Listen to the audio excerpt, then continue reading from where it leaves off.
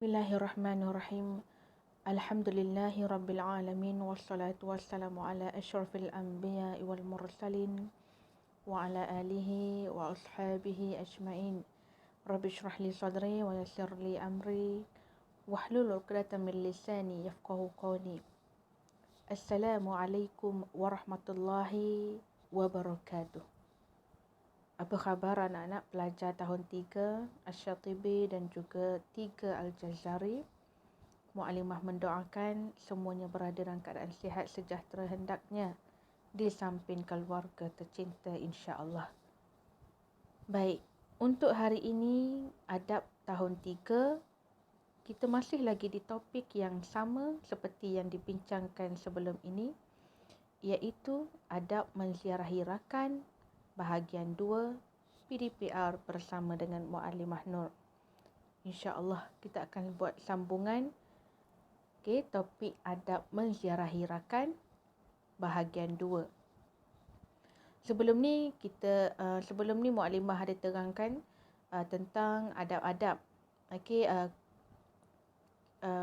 sebelum berziarah rakan, sebelum kita ziarah, ketika kita ziarah dan selepas kita ziarah rakan, kan?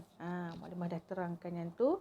Dan hari ini kita akan masuk pula kepada faedah menjaga adab ketika menziarahi rakan. Faedah ni apa dia, Mu'alimah? Baik, faedah ni ialah kebaikan. Kebaikan bila kita menjaga adab ketika menziarahi rakan. Manfaat, apa yang kita akan dapat? Manfaat bila kita jaga adab ketika ziarah rakan. Yang pertama, faedah yang pertama ialah kita dapat mengeratkan silaturahim, kan? Dapat eratkan silaturahim. Yang keduanya, kita akan dicontohi rakan yang lain. Kan? Bila kita jaga adab ketika kita ziarah rakan, rakan-rakan lain dia akan contohi sifat-sifat baik yang ada pada kita. Maksudnya kita buat baik tu, orang lain pun akan ikut perkara yang baik. Yang ketiganya, kita akan dipandang mulia, kan? Yang keempat, dapat menimbulkan rasa kasih sayang. Bila makin erat, makin sayang. Dan yang terakhir, kita akan mendapat rahmat Allah Subhanahu wa ta'ala. Sebab apa? Sebab Allah suka bila kita menjalinkan hubungan sesama rakan, bertemu dengan rakan kerana Allah, berpisah dengan rakan pun kerana Allah. Dari situlah adanya rahmat Allah kepada hamba-hambanya yang bersilaturahim kerana Allah Subhanahu wa ta'ala. Baik. Seterusnya, kita masuk kepada akibat. Tadi faedah. Faedah ni maksudnya benda baik-baik lah yang kita dapat, kan? Bila sebut akibat, maknanya impak yang tak baik, kesan yang tak baik. Apa yang tak baik kita akan dapat apabila kita tidak beradab ketika menziarahi rakan. Mari kita tengok satu persatu.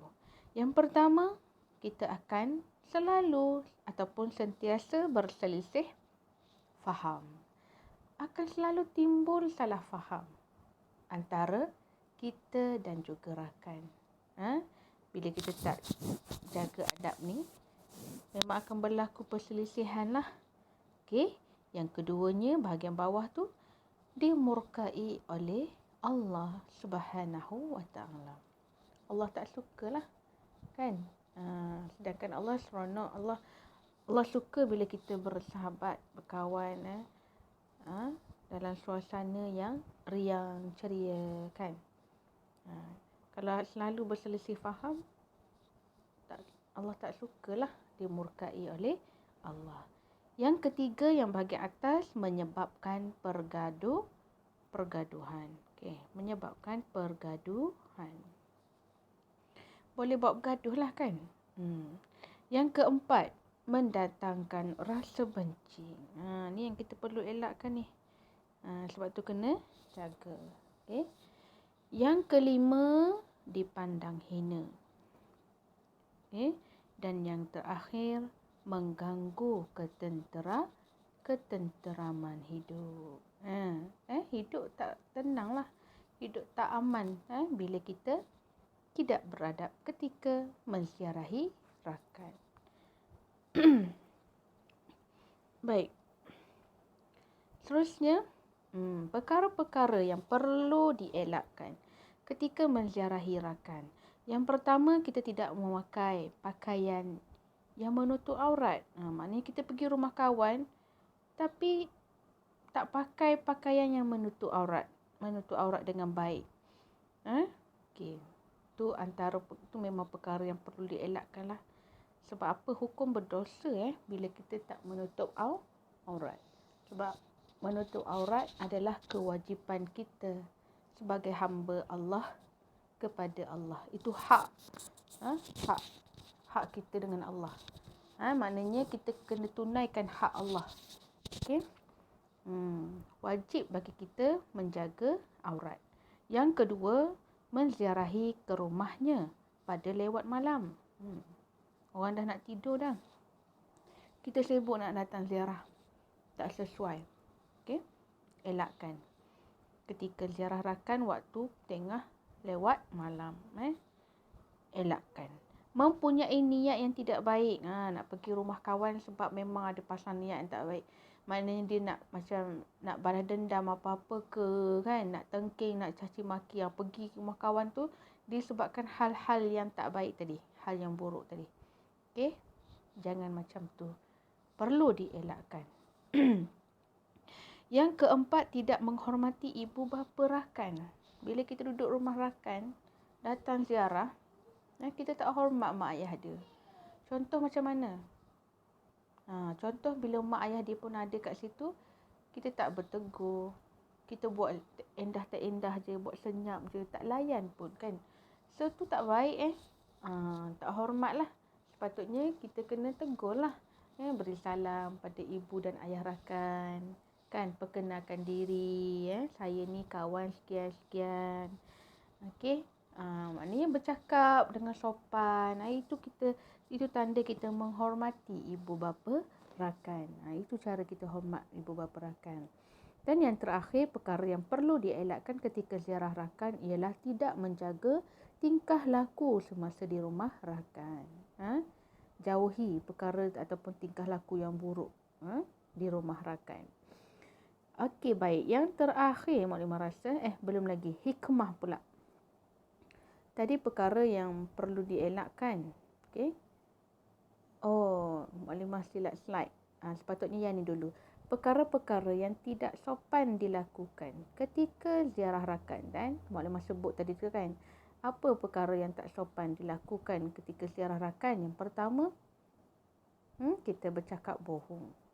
Yang kedua, membuli dan mengaibkan rakan. Yang ketiga, mengumpat tentang rakan. Yang keempat, bermuka masam dan sombong.